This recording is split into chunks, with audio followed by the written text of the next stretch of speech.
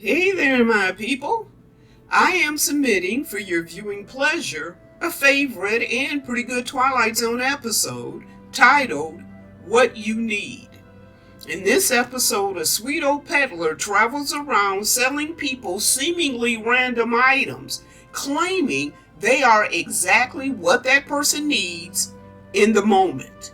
What happens when a bad guy latches onto this sweet old man? Well, let's see. The scene opens at a neighborhood bar. There's a few patrons there, but our attention will be drawn to just three. Two men at the bar and a woman sitting at a table.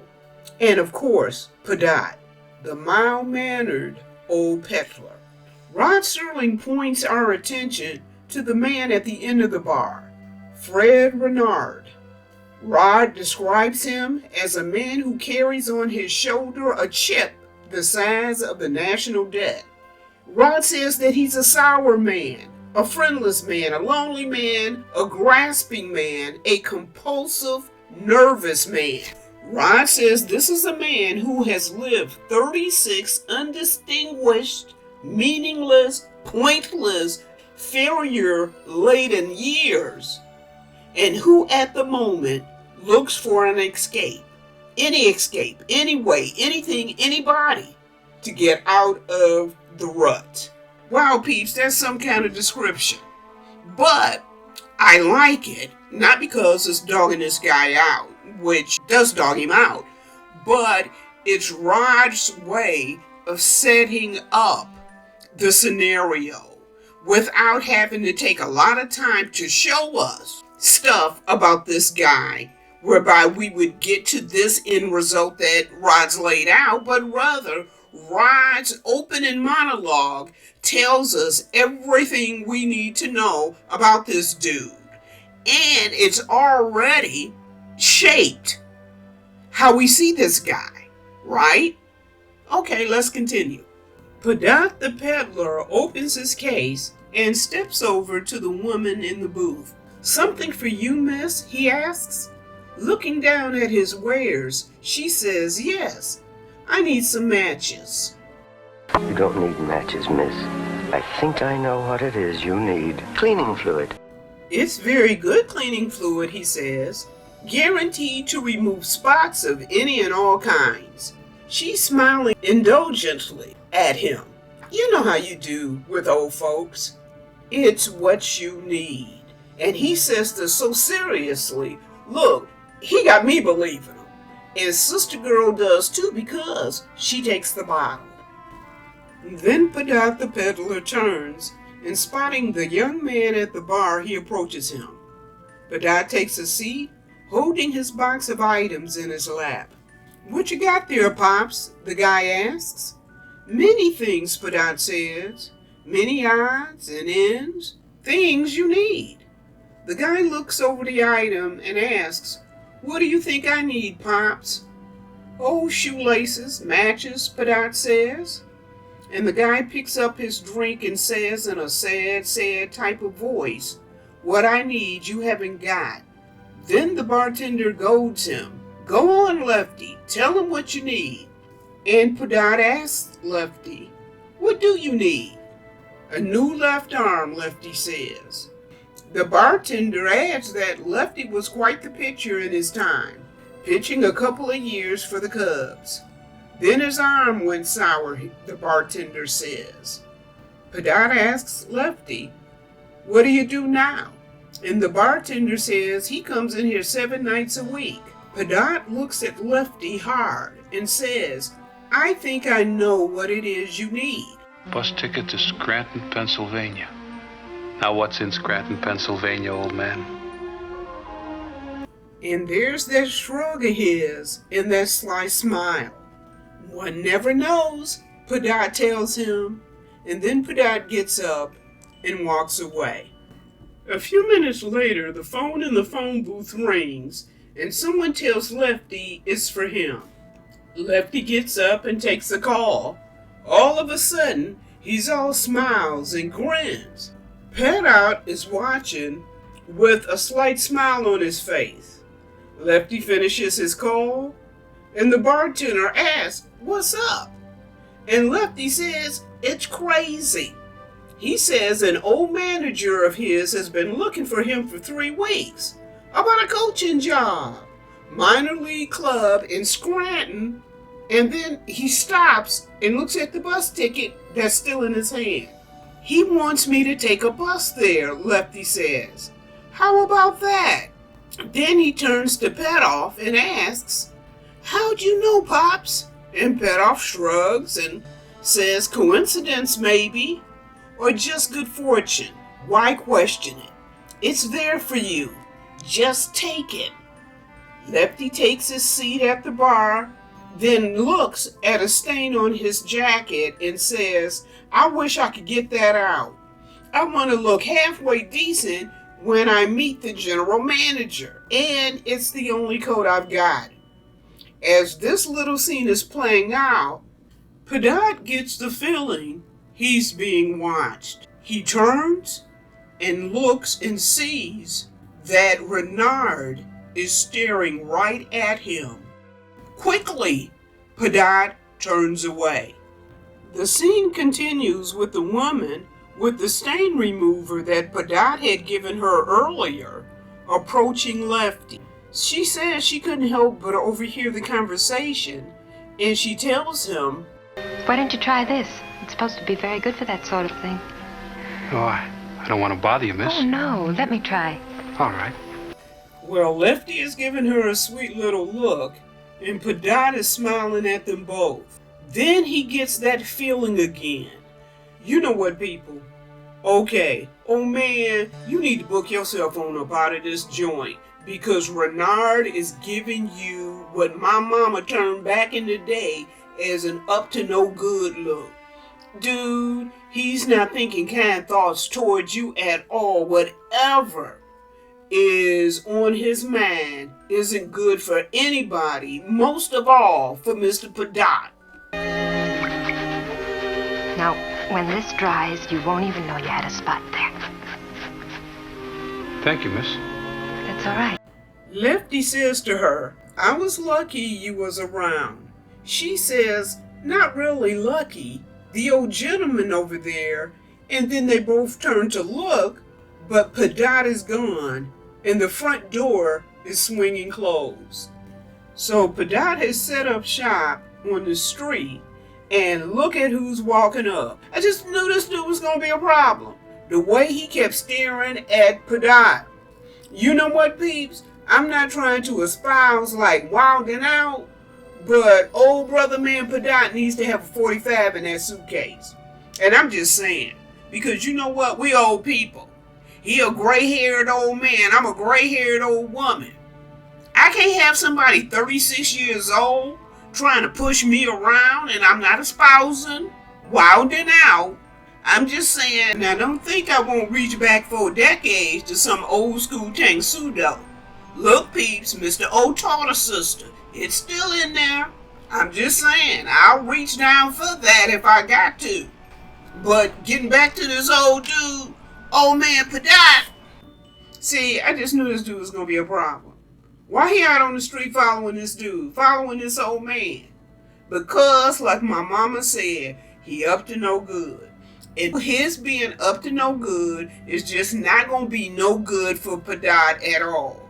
Brother man is finna be in a spot. Let's watch. Renard is giving Pedot a heavy-duty stare. "Something for you, sir?" Pedot asks. What do I need? What do I need tonight? What do I need? The scissors. Hey! "Just what I needed," Renard says, looking at the scissors. Next we see Renard sitting in the dark, smoking a cigar. The door opens, and it's Pedot. This punk is in Pedot's home. Gosh, dog it! Pedot turns on the light, and shocked to see this dude in his house, Pedot drops his peddler's case, spilling the contents all over the floor. Peeps, Renard ain't never gonna let this dude alone now. This ain't never gonna be over.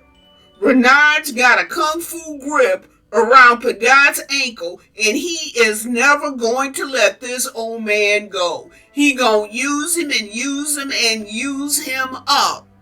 Dang! How you come home and this dude just sitting here, smoking a cigar, sitting in your chair? It's probably your cigar. Okay, peeps, let's continue.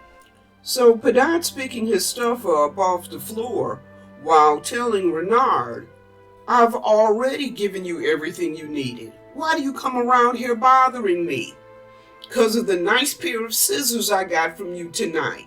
They saved my hide, Renard says. Then he stands and walks over to Pedot and starts kicking at his things. Peeps, I can't wait for this punk to get his. I really can't. You got a machine in there? He says to Pedot, digging around with the toe of his foot in his box of precious things. A crystal ball, Renard asks. You can see ahead, can't you? Renard says. You can look into the future. You dummy, Renard says to him. You poor dummy. You got $1 million talent and you dribble it away on nickels and dimes. You want to know something? Renard says, taking a seat. You've got a partner now. I don't need a partner, Pedot says. I don't need anything. I'm content. Listen to him, peeps. I have this talent, but I use it sparingly. I must use it sparingly. You hear him, peeps? This old man. And you got this young man, likely easily half his age, saying you got $1 million angle here and you just collecting nickels and dimes. And what does Pedot says? He said, dude, I'm content. Why? Because can you put a price on getting lefty out of that bottle?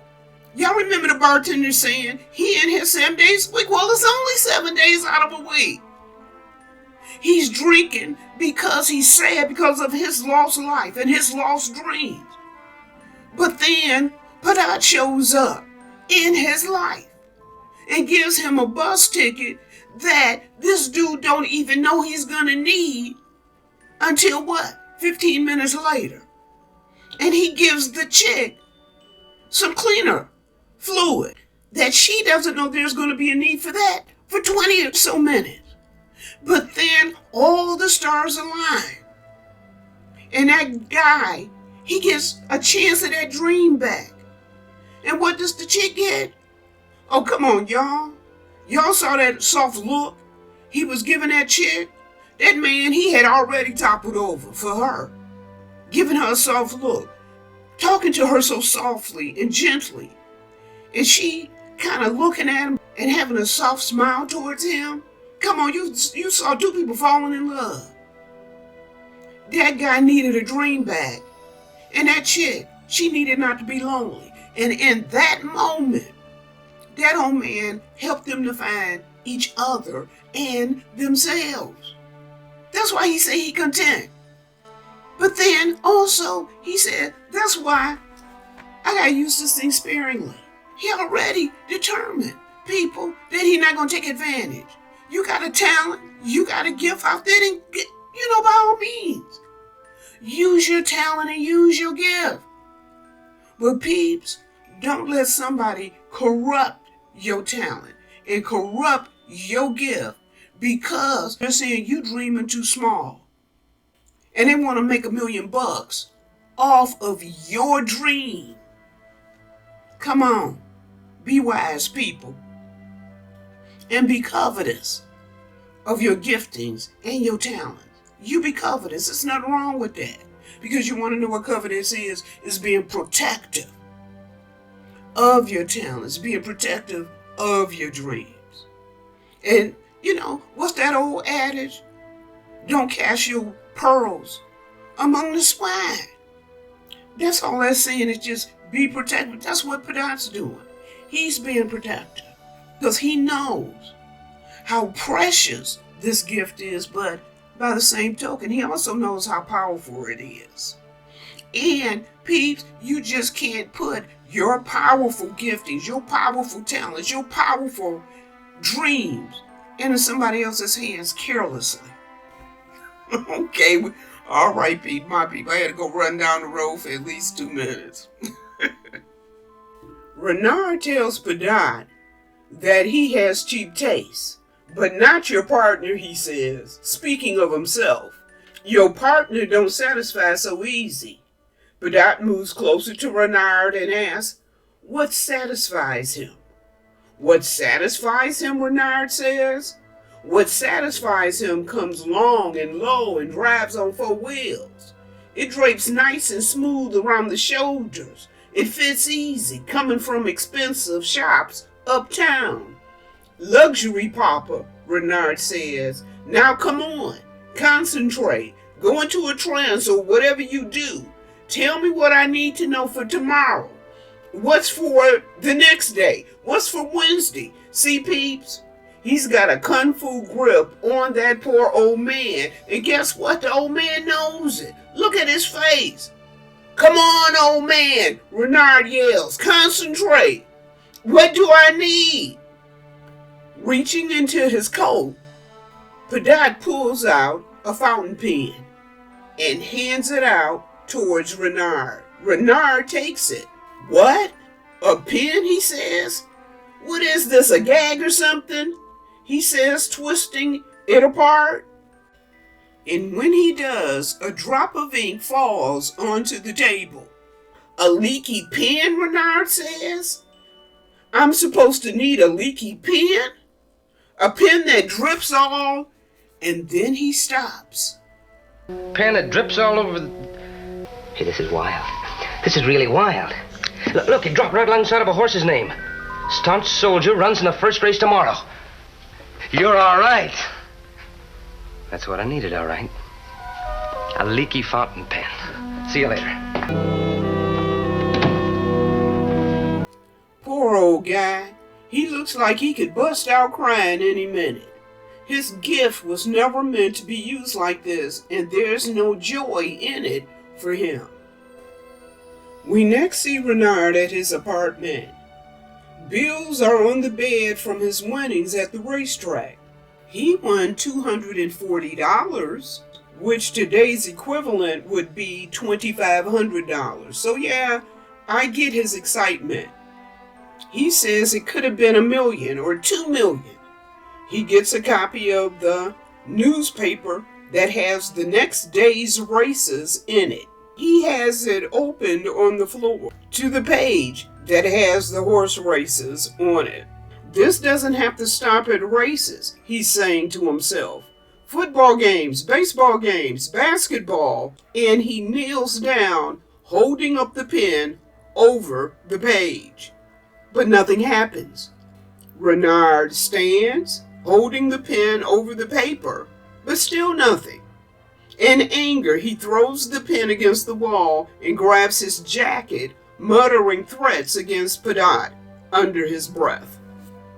Renard finds Pedot peddling his wares on a street corner. Pedot's face goes from all smiles to a frown. Then we see Renard walk almost menacingly up behind him. By the look on Pedot's face, he knows this isn't going to be good. Hey you! Hey partner! Renard calls out. The pen! No ink's coming out! I can't pick any winners. Pedot says, the things you need, you only need once. Just once. That's all they're ever needed for. Okay, Renard says. What's next then?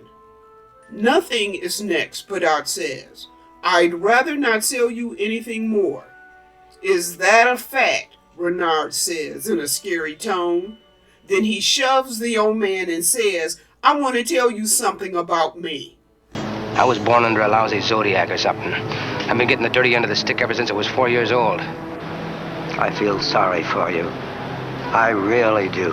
I don't want you to. I don't want you to go to that kind of trouble. I just want you to keep supplying me with what I need.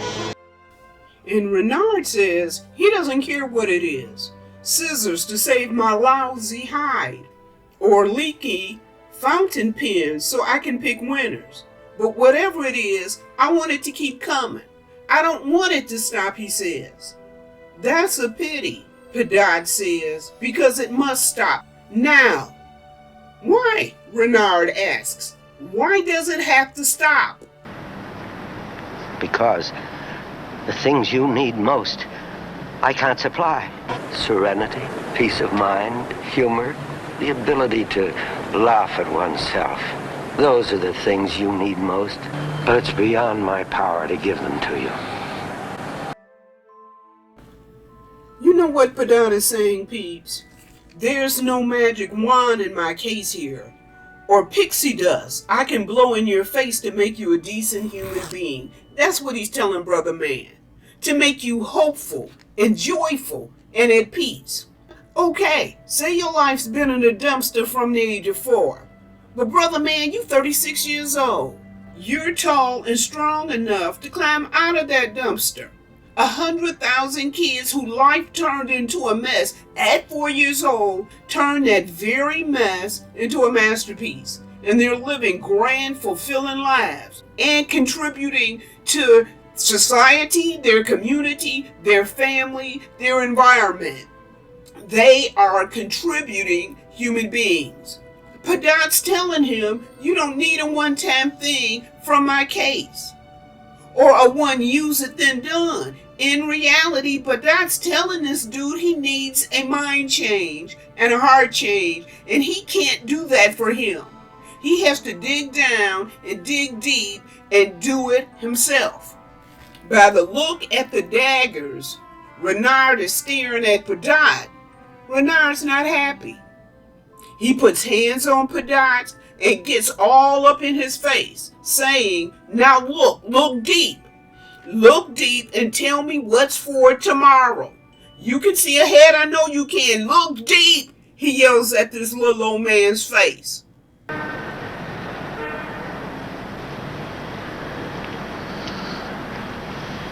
What do you see?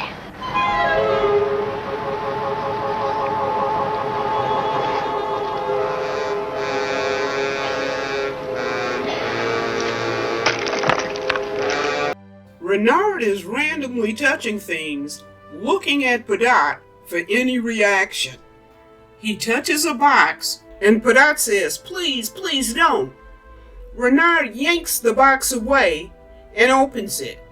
Shoes, he says. Renard takes the shoes, tossing the box to the ground, and smiling, he rushes over to the curb, sits, and hurriedly puts the shoes on. While he's doing that, we can see Pedot packing up his things. Pedot shuts the case just as Renard has laced up the shoes. Renard stands and takes a couple of steps. The shoes are too tight, he says. He turns to find Pedot now on the other side of the street. These shoes are too tight, Renard calls out. He takes a step and slips a bit as the street is damp from a recent rain. And they have leather soles, Renard says. I hate leather soles. They're slippery. But, he says, they're what I need, aren't they? I put them on, and then, what? I walk someplace? Is that it? He calls aloud. I walk someplace where I find what I need. Then Renard looks at Pedot and says, well, what is it, old man? What happens? I'm waiting. Then he says to Pedot, are you giving me the business? You know I can come over there and take you apart bone by bone.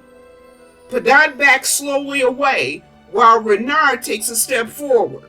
Come on, old man, he says, stepping off the curb and onto the street. Tell me, are these what I need? I didn't say they were, Pedot tells him. But I'll tell you something, the little old man says. They happen to be what I need. Renard advances on him, and Pedot is backing away, and he turns, and he's heading down the sidewalk. As for Renard, he's in the middle of the street now, when he starts to slip and slide really bad. All of a sudden, a speeding car comes around the corner and hits him, unaliving him. The driver doesn't even bother to stop. Pedot puts his case down, and he looks at Renard, laid out in the middle of the street. Mr. Renard, what I saw in your eyes at that bar was death. My death. You were going to kill me. So what was needed for Mr. Renard was slippery shoes. Slippery shoes. Well, there you have it, my peeps. I really like this episode. Rod took a half-hour episode and made an entire appetizing casserole with it. The actors in the bar in the beginning were really good, each playing their part so well, creating a good beginning to the story that was engaging. And Pedot and Renard, those dudes were two ends of a spectrum that Ron, who's the writer of this particular episode, wanted us to really see. That Renard dude, he made you want to choke him out. And little old Pedot, he made you want to adopt him as your grandpa, didn't he? It wasn't a scary story, but it's one that made you anxious, at least me, for the old man. Again, showing Rod Serling's ethical sense and his moral sense, which if you pay attention to the episodes, and he wrote a number of them, if you pay attention to the episodes he wrote, you're always going to get that little nugget more, something moral, something ethical. You're going to get a sense of his feelings about something that he cared about deeply. Okay, well, as always, my people, I so appreciate y'all. And to the viewers, I'm so glad you come by and watch my content. It's so uplifting. Please consider subscribing and joining the village. Give me a like, folks, a thumbs up. That's so encouraging. And share with someone you think would enjoy this channel. Y'all take time out for yourselves. Be sweet, and I'll see you next time.